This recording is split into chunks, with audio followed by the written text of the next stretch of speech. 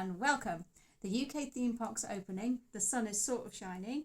I have an annual pass and on Tuesday I went to Legoland Windsor. We're all a bit wobbly there.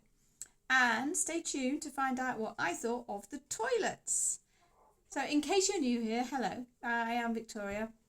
And this channel is just full of general random stuff, things I like, things I've made and places I have visited. So to follow up on last year's video, yes, it is a little strange to go to Legoland by yourself as an adult, but to be honest, the trip was kind of strange enough. And as well as a bit of a trip report, I also wanted to try using public transport to get to Legoland. So I hate driving, and the charges at Legoland are in the premium car park, which is no longer free for annual pass holders. So altogether, it would have probably cost me about £40 to drive to Legoland, including the cost of the parking and the cost of the charge in the car and everything else, whereas the train and bus was going to be more like £25.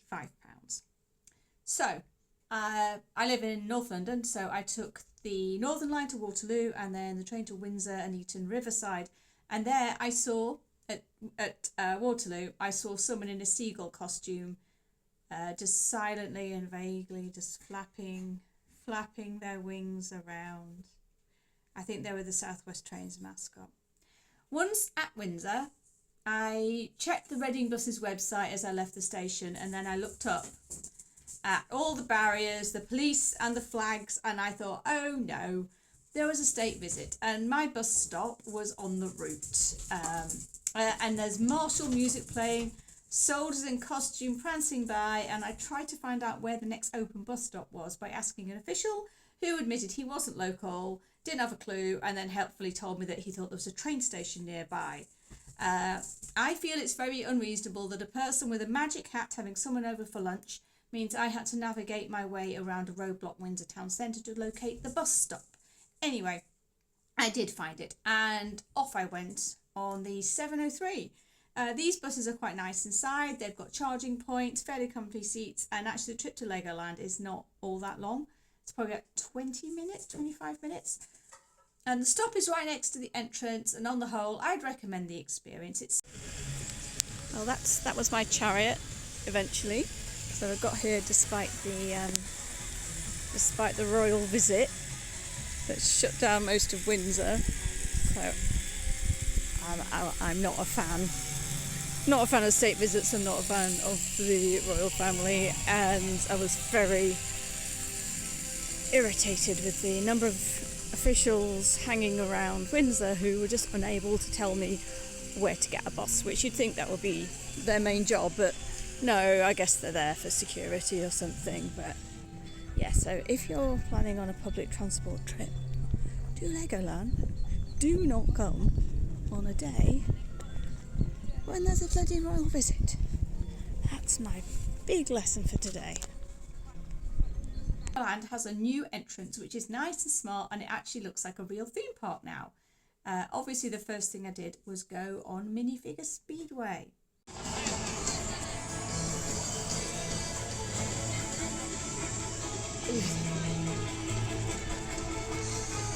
Just got some school kids getting told off. Very funny. Let's go on Minifigure Speedway. First coaster of 2026 is going to be Minifigure Speedway. Can't wait. Well, obviously I'm going to have to wait because there's a 10-minute queue, but we'll go for it. I want blue because it's my favourite colour. I don't really care, I can't tell the difference, but apparently there's a difference, but I like blue because it's my favourite colour.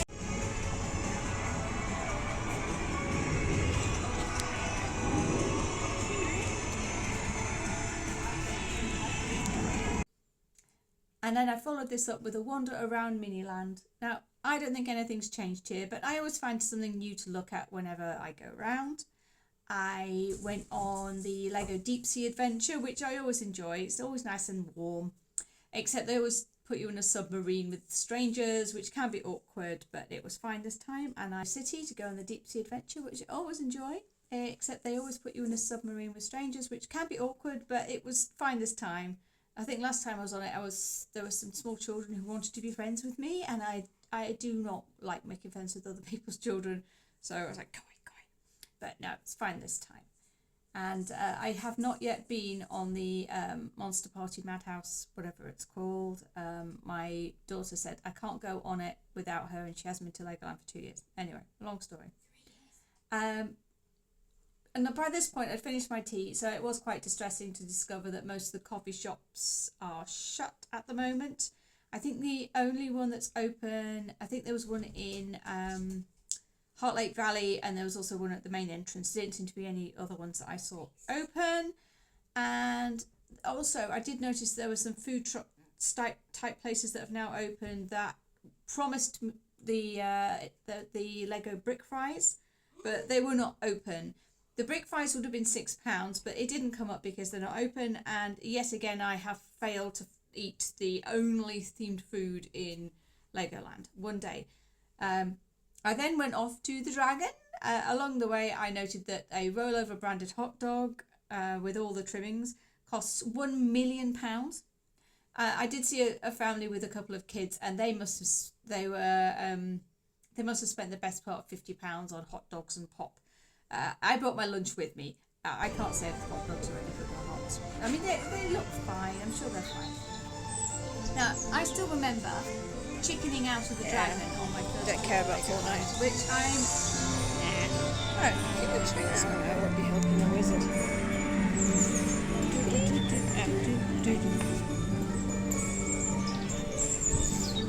I don't know what it is about Legoland. Every single ride seems to be accessed via a flight of stairs.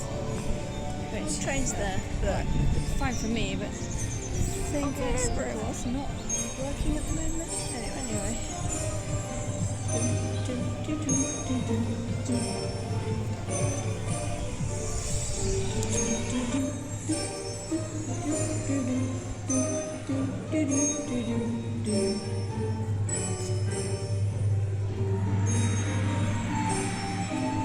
Yeah, not paying 15 quid for a photo of myself. I know what I'll look like. There's a frog.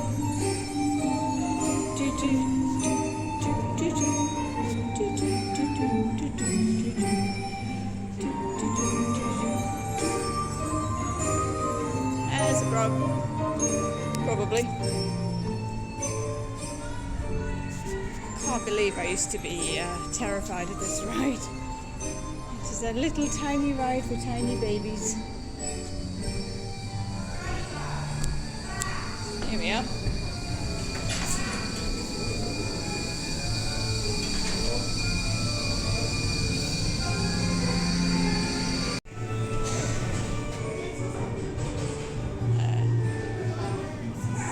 There's going to be 2 people on this coaster, so that's going to be cool.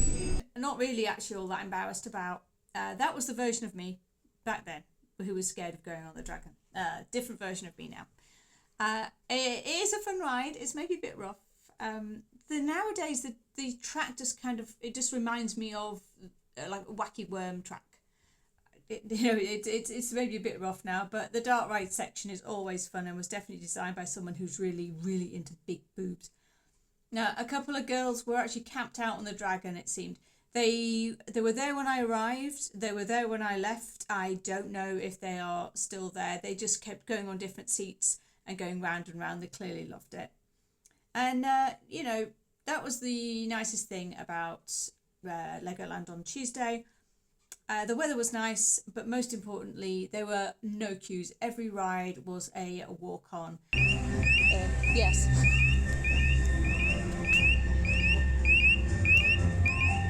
Yes, it is.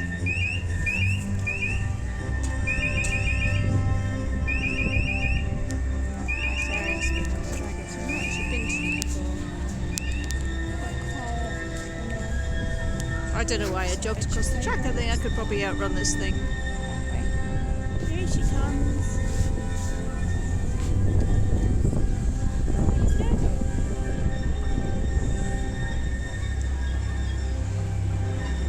This is just the place to take your kid or your sensitive other person who is feeling just a bit overwhelmed with Lego. Also,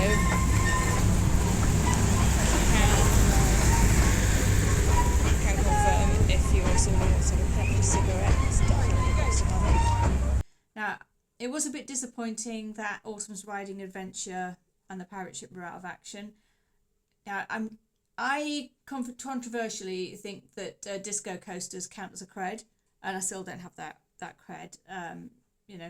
That's what I think.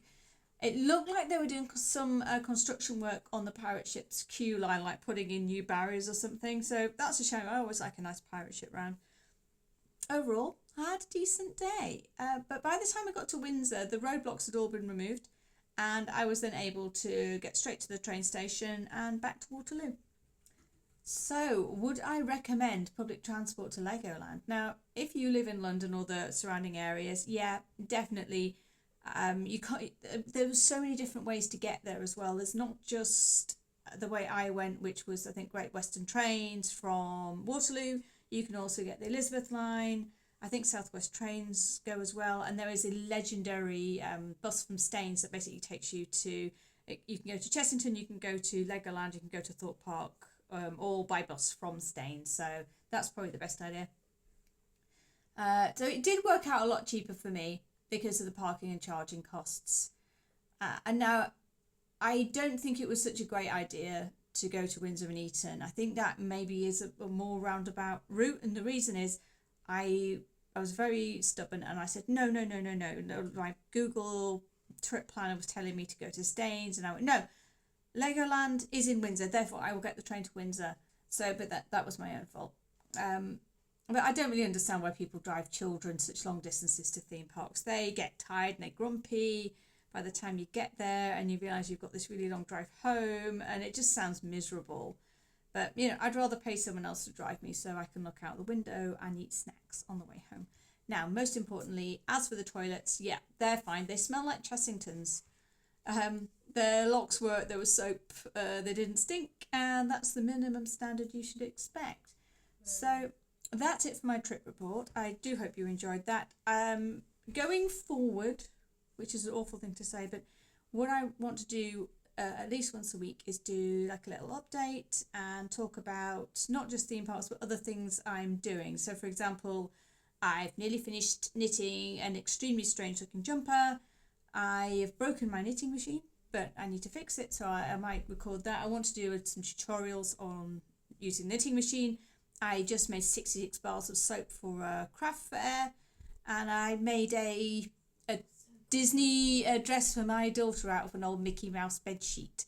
So these are all really fun things. So I think I'm going to try and do that. I also was thinking what I'm going to do is instead of a to-do list is a have done list and write down all the things I've done that day. And then I realised what I've done is invented the diary. So I probably won't be doing that.